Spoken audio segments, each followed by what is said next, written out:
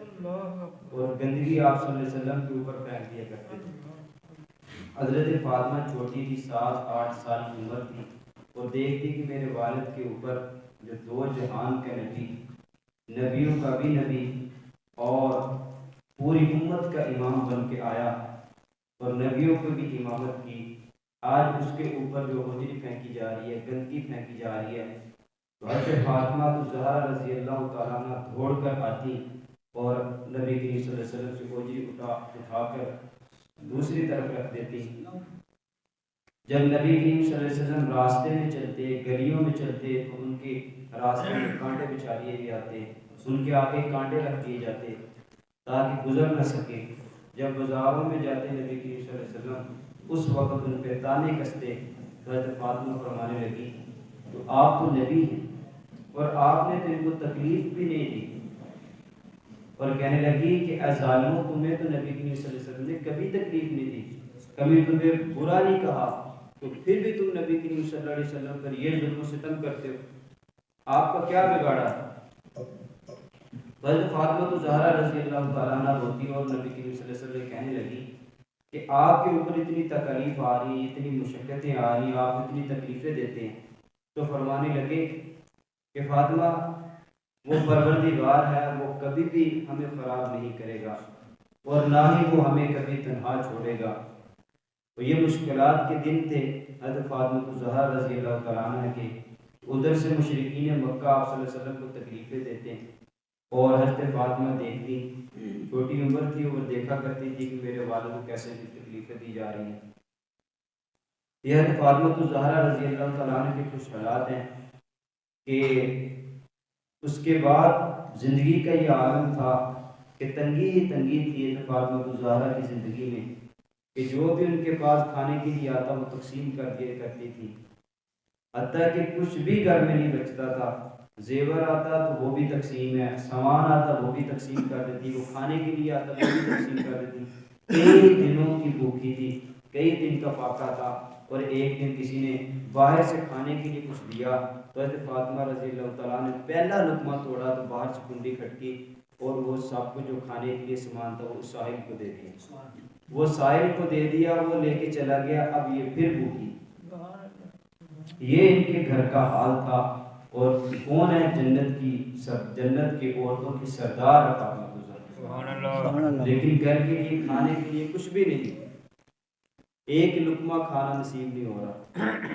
ہمارے یہاں 3 وقت کا کھانا کھا کے پھر بھی اللہ کا شکر ادا نہیں کرتے، بے شک ایک ٹائم کا کھانا نہ ملے نا تو ہم گھر والوں کو بھی برا بھلا کہتے ہیں، گھر میں بھی گالیاں، کھانا نہیں پکا، لیٹ ہو گیا، تھوڑا سا نمک زیادہ جائے، پھر بھی گھر میں جو ہے ہنگامہ ہوتا ہے۔ لیکن یہ دیکھو کہ نبی کریم صلی اللہ علیہ وسلم جس کی وجہ سے پوری امت کا وجود آیا، جس کی وجہ سے نبیوں کو وجود ملا، جس کی وجہ سے فرشتوں کو وجود ملا، آج ہم اس دنیا میں ہیں تو اس نبی کی وجہ سے ہیں۔ اس کے گھر میں کھانے کے لیے 3-3 4-4 دن چولہا بھی نہیں چلا کرتا۔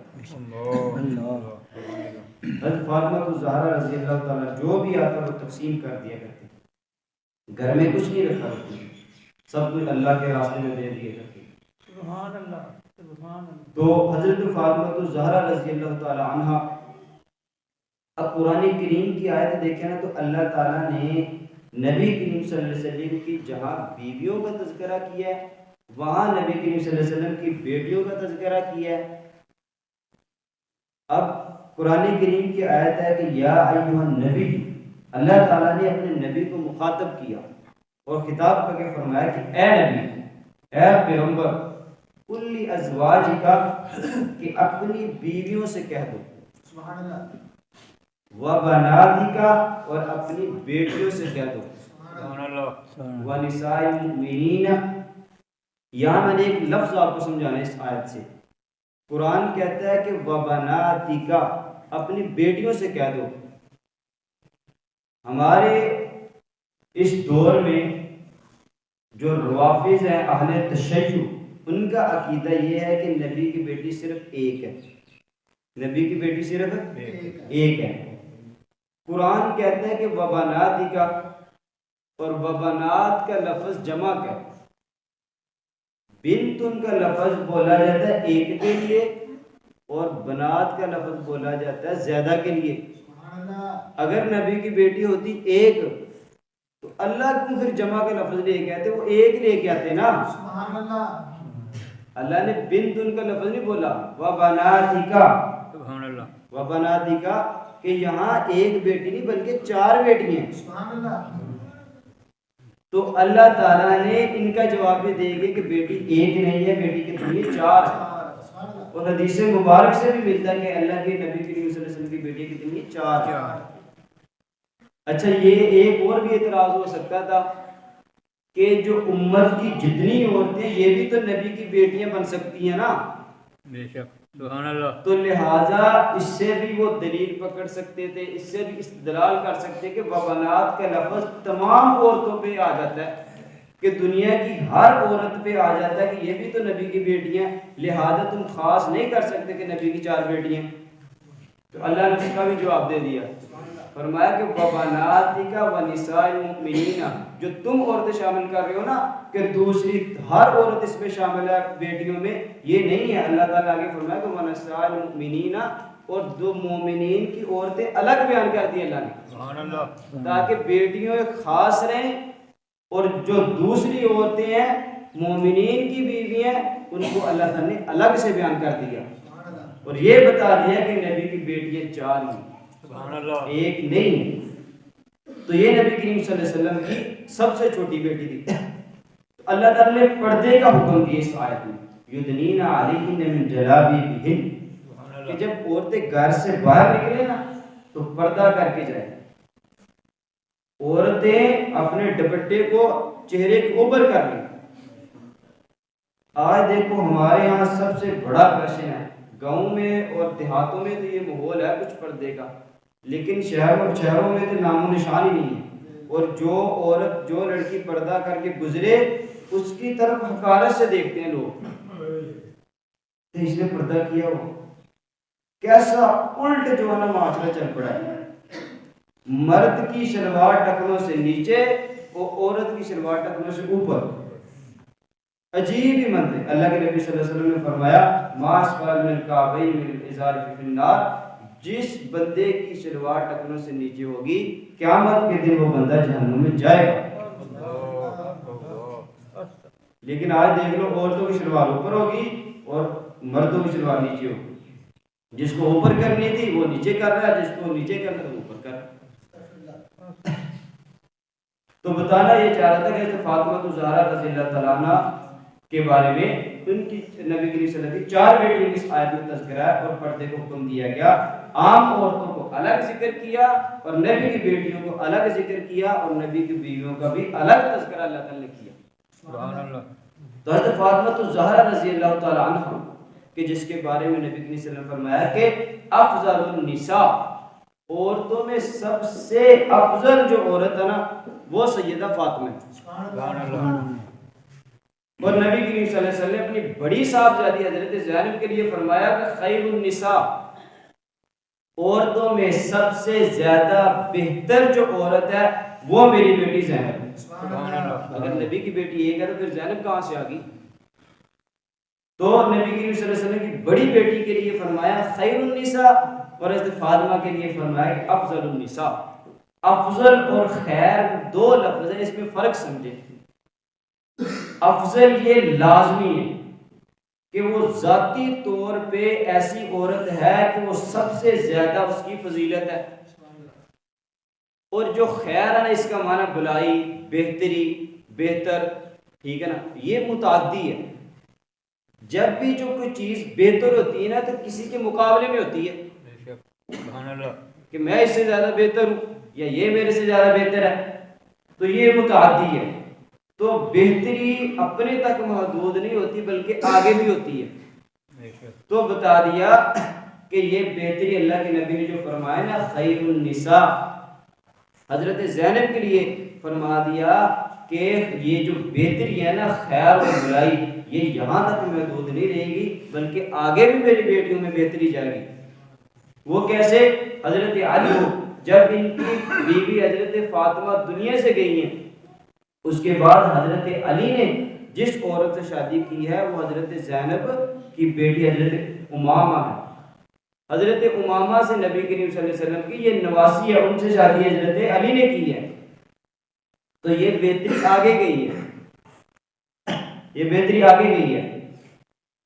تو نبی کریم صلی اللہ علیہ وسلم نے حضرت فاطمہ کے لیے فرمایا کہ افضل النساء، عورتوں میں سب سے زیادہ افضل ہے۔ حضرت علی رضی اللہ تعالی عنہ کے ساتھ جب حضرت فاطمہ الزہرا رضی اللہ تعالی عنہ کا جب جھگڑا ہو گیا، کچھ طلب کلامی ہو گئی، تو حضرت فاطمہ رضی اللہ تعالیٰ اپنا گھر چھوڑا اور نبی کریم صلی اللہ علیہ وسلم کے گھر میں آ گئی۔ اب یہاں سے میں نے ایک اعتراض کا جواب دینا ہے۔ ایک شیعہ کہنے لگے جی دیکھو نبی کریم صلی اللہ علیہ وسلم نے فرمایا کہ الفاطمۃ بضعۃ منی من اذاها فقد اذانی، فاطمہ میرے جگر کا ٹکڑا ہے، جس نے فاطمہ کو تنگ کیا اس نے مجھے تنگ کیا۔ تو لہٰذا اللہ کے نبی کو پتا تھا کہ نعوذ باللہ ابو بکر صدیق نے حضرت فاطمہ کو تنگ کرنا ہے، اس لیے اللہ کے نبی نے یہ حدیث بیان کی تاکہ ابو بکر صدیق تنگ نہ کرے۔ توجہ رکھنا، شیعوں سے پوچھو کہ جو اللہ کے نبی نے یہ حدیث بیان کی تھی یہ کس موقع پر بیان کی تھی اور کس وقت بیان کی تھی؟ سبحان اللہ، کس وقت بیان کی تھی؟ تو پتہ چل جائے گا کہ کس موقع پر۔ جب بندہ کو بات کر رہا ہو تو کہتے ہیں یار تینوں پتہ ہے اس بندے نے کس موقع تے گل کی تھی، وہ تو بڑا پریشان ہے، ہوں خوش ہونے والی گل نہیں کرے گا، تے موقع اور محل کے مطابق بات بدل جاتی ہے۔ تو اللہ کے نبی سے پوچھو کہ اللہ کے نبی نے یہ حدیث بیان کی تو کس وقت کی تھی، پھر خاموش ہوئیں گے، کیونکہ جب حضرت فاطمہ غصے میں آ کے حضرت علی کے گھر چھوڑ گئی، نبی کے گھر میں چلی گئی، تو اللہ کے نبی نے فرمایا کہ فاطمہ تو اپنا گھر چھوڑ کے آ گئی، کیوں؟ تو فرمانے لگے کہ علی دوسری شادی کر رہا ہے اور ابو جہل کی بیٹی گھر میں لا رہا ہے، تو یہ نہیں ہو سکتا کہ آپ کے دشمن ہو اور آپ کے دشمن کی بیٹی میرے گھر میں آ جائے، آپ علی کو سمجھائیں کہ وہ ابو جہل کی بیٹی نہ لے کے آئے میرے گھر میں۔ تو اللہ کے نبی صلی اللہ علیہ وسلم نے یہ سارا معاملہ سنا اور ابو جہل کی بیٹی کے ساتھ حضرت علی کی منگنی ہو گئی تھی اور نکاح کا جو ہے نا وہ نکاح بھی پیغام ہو گیا تھا ان کے ساتھ۔ تو اب کیا ہوا کہ اللہ کے نے اور فرمایا کہ علی الفاطمۃ بضعۃ منی من اذاها فقد اذانی، جس نے فاطمہ کو دکھ پہنچایا اس نے مجھے دکھ پہنچایا، اور جس نے فاطمہ کو تنگ کیا اس نے مجھے تنگ کیا، یہ تو میرے جگر کا ٹکڑا ہے۔ تو یہ تو حضرت علی کو نبی کریم صلی اللہ علیہ وسلم فرما رہے ہیں، تو تم کہہ رہے ہو کہ ابو بکر صدیق نے تنگ کرنا تھا؟ کہاں کی حدیث اور کہاں فٹ کر رہے ہیں؟ تو وہ تو حضرت علی کے لیے کہہ رہے تھے۔ تو عجیب ان کے سوالات ہیں کہ ایک بیٹی اور ساری حدیثیں جو ہے نا حضرت فاطمہ پہ فٹ کر دو اور ان کو جو ہے نا نبی کا مقام دے دو، پتہ نہیں کیا کیا کر دیں گے۔ تو ایک اور بھی اعتراض ہوتا ہے کہ حضرت فاطمہ الزہرا رضی اللہ تعالیٰ عنہ کے 2 بیٹے بیان کرتے ہیں، 3 بیٹے بیان نہیں کرتے۔ حضرت فاطمہ رضی اللہ تعالیٰ عنہ کے 3 بیٹے تھے، حضرت حسن، حضرت حسین اور حضرت محسن۔ 2 بیٹوں کا تذکرہ سنو گے 10 محرم پورا مہینہ بھی سنو گے نا تو حضرت حسن حسین محسن کا کوئی نام نہیں لیتا۔ اب پتہ کیا واقعہ بیان کرتے ہیں؟ ان کا اعتراض یہ ہے کہ حضرت علی گھر میں موجود تھے، حضرت فاطمہ دروازے پہ تھی، ابو بکر صدیق آئے اور نعوذ باللہ ابو بکر صدیق نے حضرت فاطمہ الزہرا کے اوپر دروازہ گرا دیا اور دروازے کو آگ لگا دی، جس کی وجہ سے حضرت فاطمہ کا بیٹا پیٹ پہ ہی فوت ہو گیا۔ اب ان سے پوچھو کہ جب ابو بکر صدیق نے اگر بالفرض والمحال مان لیا کہ ابو بکر صدیق نے دروازہ گرایا، اور یہ بتاؤ کہ جب دروازہ گرایا تھا تو علی کہاں تھے، خامد کہاں تھا؟ تو وہ کہتے وہ تو گھر میں تھا۔ تو کہتے پھر انہوں نے کیوں نہیں روکا؟ ایک بندہ کسی کی بیوی کے اوپر دروازہ گرائے اور وہ خاموشی سے دیکھتا رہے، یہ کیسے ہو سکتا ہے؟ کہ جب ابو بکر صدیق تم کہتے کہ دروازہ گرایا تو پھر علی کہاں تھے؟ کہتے گھر میں تھے۔ کہتے انہوں نے کیوں نہیں روکا؟ پھر کہتے اس وقت ان کو صبر کا حکم تھا۔ کیا کہتے ہیں؟ صبر کا حکم تھا۔ اچھا یہی بات اگر صبر کا حکم تھا تو جنگ صفین میں اور جنگ جمل میں حضرت علی نے تو تلوار اٹھائی تھی، اس وقت صبر کہاں گیا؟ جب ظلم ہو رہا ہے بیوی پر اس وقت صبر کا حکم تھا، اور جنگ جمل میں اور جنگ صفین میں حضرت علی سب سے آگے، تو وہاں صبر کہاں گیا؟ اگر صبر تھا تو جنگ صفین میں بھی صبر کرتے، نہ لڑتے۔ اچھا کہتے ہیں وہ جھوٹ کے پاؤں نہیں ہوتے۔ پھر یہ بتاؤ چلو ٹھیک ہے کہ حضرت فاطمہ کو بیٹا فوت ہو گیا پیٹ میں ہی، تو پھر ان کا نام کیسے رکھ دیا؟ نام کیسے رکھ دیا؟ جو بیٹا پیدا ہو اور وہ اندر سے ہی جو نا آئے تو مطلب کہ وہ زندہ نہ ہو، تو اس کا نام کیسے رکھتے ہیں؟ نام تو اس کا رکھا جاتا ہے کہ جو زندہ ہو۔ اور تم کہتے ہو کہ فاطمہ کے رضی اللہ تعالیٰ کے پیٹ میں ہی بچہ فوت ہو گیا، تو پھر ان کا نام کیسے رکھا گیا؟ تو خام خواہ عجیب و غریب بھی جو ہے ان کے سوالات تھے، حالانکہ ایسا نہیں ہے۔ تو یہ حضرت فاطمہ الزہرا رضی اللہ تعالیٰ عنہ کہ یہ ان کے اوپر جو ہے الزام ابو بکر صدیق کے اوپر لگایا جاتا ہے کہ انہوں نے دروازہ گرا دیا۔ حضرت فاطمہ الزہرا رضی اللہ تعالیٰ عنہ کے آخری جب بیماری آئی اور بیماری ان کے اوپر جب طاری ہوئی، اس وقت حضرت علی رضی اللہ تعالیٰ عنہ جو ہے ان کے ساتھ موجود تھے۔ کہتے کہ اتنا شدید اور سخت بخار تھا کہ حضرت فاطمہ الزہرا رضی اللہ تعالیٰ عنہ نے کہ بیماری آنے کے وقت سے لے کر انہوں نے موت تک ایک پٹی اپنے ماتھے پہ باندھی ہوئی تھی۔ حضرت علی رضی اللہ تعالیٰ جو نا حضرت فاطمہ الزہرا رضی اللہ تعالیٰ کے سرحانے کی طرف بیٹھے ہوئے تھے، اور ساتھ ایک عورت بیٹھی ہوئی تھی جس کا نام ہے اسماء بنت امیس۔ یہ کون ہے؟ حضرت ابوبکر صدیق کی بیوی ہیں۔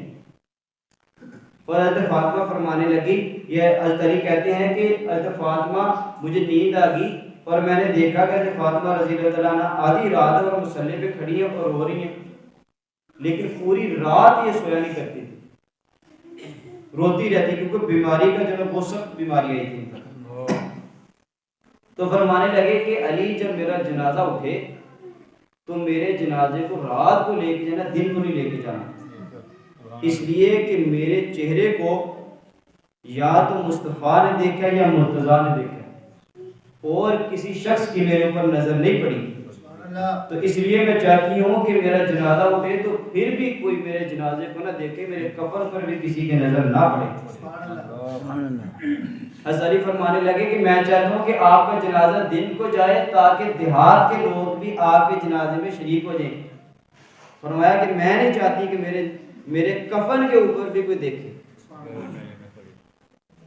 تو حضرت بکر صدیق کی بیوی یہ ان کو دوائی بھی کھلا رہی ہیں، ان کا سر بھی دبا رہی ہیں، ان کے ساتھ بھی بیٹھی رہی ہیں، وفات تک ان کے ساتھ رہی ہیں۔ اگر ابو بکر صدیق حضرت فاطمہ کے خلاف ہوتے تو اپنی بیوی کو بھیج دے خدمت کے لیے، تو حضرت فاطمہ رضی اللہ تعالیٰ کی یہ خدمت کرتی رہی ہیں۔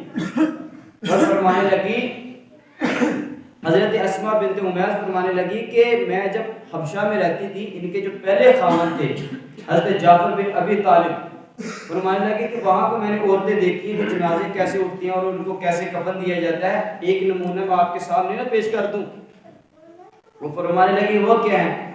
تو انہوں نے کھجوروں کی شاخیں لی اور ان کو جو ہے نا چارپائی کے ساتھ باندھ کے دکھایا کہ ایسے اگر آپ کا جنازہ جائے نا تو آپ کی طرف کوئی نہیں دیکھ سکتا۔ حضرت فاطمہ فرمانے لگی یہ طریقہ ٹھیک ہے۔ یہ کون کر رہی ہے؟ ابوبکر صدیق کی بیوی۔ اور جب جنازہ اٹھا تو ایسے اب حضرت فاطمہ الزہرا رضی اللہ تعالیٰ عنہ 29 سال کی عمر میں ان کا انتقال ہوا۔ تو جب انتقال ہوا تو حضرت علی فرمانے لگے، آواز دے کے کہنے لگے اہل خانہ کو کہ اے حسین، اے حسن اور اے زینب، اپنے خاندان کے لوگوں کو بلایا کہ فاطمہ رضی اللہ تعالیٰ دنیا سے گئی، اب ان کا چہرہ دیکھو۔ تو حضرت فاطمہ الزہرا رضی اللہ تعالیٰ عنہ کا اس حالت میں جب جنازہ اٹھا تو وہ بھی رات کو ہی لے کر گئی ہیں۔ اب غسل دینے کی جب باری آئی تو اس وقت بھی بعض کہتے ہیں، شیعہ حضرات کہتے ہیں کہ غسل نہیں دیا، اس لیے کہ حضرت ام ایمن جو ان کی باندھی تھی انہوں کو حضرت فاطمہ نے بتا دیا تھا کہ میں نے غسل کر لیا اور میری وفات کے بعد غسل نہیں دینا۔ حالانکہ شرعی مسئلہ یہ ہے کہ وفات کے بعد غسل دینا یہ ٹھیک ہے، تو حضرت فاطمہ نے کیسے پہلے کر لیا؟ تو حضرت فاطمہ رضی اللہ تعالیٰ کو غسل دینے والی حضرت اسماء بنت امیس نبی ابو بکر صدیق کی بیوی، انہوں نے حضرت فاطمہ رضی اللہ تعالیٰ عنہ کو غسل دیا۔ اور غسل دینے کے بعد جب جنازے کی باری آئی تو حضرت علی بھی موجود ہے اور سیدنا صدیق اکبر بھی موجود ہیں. ابو بکر صدیق رضی اللہ عنہ نے کہا کہ علی رسول اللہ کی بیٹی اور آپ کی بیوی جنازہ آپ پڑھائیں. حضرت علی نے کیا فرمایا؟ آب زر سے لکھنے کے الفاظ ہیں، فرمایا کہ میں نے تو نبی کریم صلی اللہ علیہ وسلم سے سنا ہے، لا ينبغي لقوم فيهم ابا بکر ان يوم غیرہ، کہ جس قوم میں ابو بکر موجود ہو کسی کو اجازت نہیں کہ وہ آگے مصلی پہ کھڑا ہو. کسی کو اجازت نہیں کہ وہ مصلی پہ کھڑا ہو. اگر سیدنا صدیق اکبر نے دروازہ کرایا ہوتا تو حضرت علی کو مصلی پہ کھڑے کرتے. حضرت علی نے فرمایا میرے کانوں نے تو یہ آواز نبی کے الفاظ سنے ہیں، میرے کانوں میں تو آج بھی وہ الفاظ گونجتے ہیں، اس لیے مصلی پہ آپ کھڑے اور جنازہ آپ سید فاطمہ زہرا کا پڑھائیں. تو سیدنا صدیق اکبر رضی اللہ عنہ نے فاطمہ کا جنازہ پڑھایا. اور صرف ایک اعتراض بتا رہا ہوں، میں تو بات ختم کر رہا ہوں. فرماتے ہیں کہ سیدہ فاطمہ الزہرا کا باغ فدق والا مسئلہ بہت اٹھایا جاتا ہے کہ حضرت فاطمہ الزہرا رضی اللہ تعالیٰ عنہ کا جو نا ایک باغ تھا اور جو حضرت ابوبکر صدیق کھا گئے. اب چھوٹا سا باغ ہے. علامہ ڈاکٹر خالد محمود رحمۃ اللہ علیہ نے لکھا کہ جو سیدہ فاطمہ الزہرا رضی اللہ تعالیٰ عنہ مانگنے گئی کہ ابوبکر صدیق سے کہ ہمارا جو باغ ہے وہ ہمارا حصہ ہے وراثت میں تو وہ ہمیں دو، تو ابوبکر صدیق نے فرمایا کہ نبی کی وراثت تو نہیں ہوتی، وراثت تو علوم ہوتی ہے، علم ہوتا ہے، نبی کی وراثت تو جائیداد نہیں ہوتی. تو حضرت فاطمہ رضی اللہ عنہ کو پتہ جب مسئلہ سمجھ آ گیا وہ چلی گئی. علامہ ڈاکٹر خالد محمود رحمۃ اللہ فرماتے ہیں کہ حضرت فاطمہ کو پتا تھا کہ نبی کی وراثت نہیں ہوتی، اس لیے پوچھنے گئی تھی تاکہ پتہ چلے کہ ابو بکر صدیق نبی کی اولاد کی طرف دیکھ کے کوئی شریعت کا مسئلہ بدل تو نہیں سکتے. انہوں نے کہا کہ جب میں نے پوچھا تو انہوں نے کہا کہ نبی کی جائیداد نہیں ہوتی، تو مجھے پتہ چل گیا کہ ابو بکر صدیق اپنی خلافت کے لائق تھے. چاہیے تھا کہ ابو بکر صدیق ہی خلیفہ ہوتے پہلے. تو میں نے صحیح پایا ان کو، انہوں نے صحیح مسئلہ بتایا، تو یہ تو تصدیق کرنے گئی تھی، تو جب تصدیق کی تو بکر صدیق کو صحیح پایا. جو چھوٹا سا حضرت بکر صدیق دیکھو نا کہ بکر صدیق کے بارے میں کیا آتا ہے کہ جب ایمان لائے تو کتنے بڑے تاجر تھے. تو کیا ہوا جب نبی کی صلی اللہ علیہ وسلم مال مانگا تو ایک سوئی بھی نہیں گھر میں چھوڑی، تو وہ چھوٹا سا باغ کھائے گا؟ عقل میں آتی ہے بات. جو سب کچھ نبی کے اوپر لٹا دیا، بیٹی نبی کو دے دی، مال سب کو نبی کو لٹا دیا، اور ایک چھوٹا سا باغ بکر صدیق نے کھانا تھا. جس کا مذہب بھی جھوٹ ہو، اور ان کا یہ ہے ان کے مذہب میں کہ تقیہ جو نا جھوٹ وہ ہمارے ایمان کا حصہ ہے، تقیہ ان کے ایمان کا حصہ ہے. تو جن کا مذہب بھی تقیہ اور جھوٹ پہ کھڑا ہو وہ دین کا صحیح مسئلہ بیان کریں گے. اس لیے اہل سنت والجماعت جو ہے نا وہ اعتدال کا راستہ اختیار کرتے ہیں. اللہ تعالیٰ نے فرمایا صراط الذین انعمت علیہم اہدنا الصراط المستقیم. حکم کن کو ہے؟ مومنین کو، اہل ایمان کو، کہ وہ کیا اعتدال والا درمیانہ راستہ اختیار کریں، درمیانہ راستہ اختیار کریں. تو اللہ تعالیٰ نے کیا فرمایا کہ انعمت علیہم، درمیانہ راستہ کون سا ہوگا؟ جن پہ میں نے انعام کیا ہے. اور انعام یافتہ لوگ کون ہیں؟ النبیین والصدیقین. تو صحابہ کو مانتے ہیں؟ صحابہ کو تو مانتے نہیں ہیں، تو ان کو کیسے انعام یافتہ کہہ سکتے ہیں؟ انعام یافتہ تو وہ لوگ ہوں گے، وہ صحیح راستے پہ چلیں گے کہ جو صحابہ کو مانیں گے. جو صحابہ کو نہ مانیں تو وہ کیسے وہ سیدھے راستے پہ آ سکتے ہیں؟ تو اہل سنت والجماعت صحیح عقیدہ بیان کرتے ہیں جو اعتدال والا راستہ ہوتا ہے، نہ ہی دین میں کمی ہوتی ہے نہ ہی دین میں اضافہ ہوتا ہے، پورا دین بیان کرتے ہیں، اور جب دین پہ اعتراضات ہیں اس کا جواب بھی دیتے ہیں. تو یہ سیدہ فاطمہ کی وفات کے حوالے سے میں نے آپ کے سامنے دو چار باتیں کی ہیں. اللہ تعالیٰ اہل بیت سے محبت رکھنے کی توفیق عطا فرمائے، اور اسی محبت کے ساتھ ہمیں دنیا سے جانے کی توفیق عطا فرمائے، اور خاتمہ ایمان پر فرمائے. وآخر دعوانا الحمد للہ رب العالمین.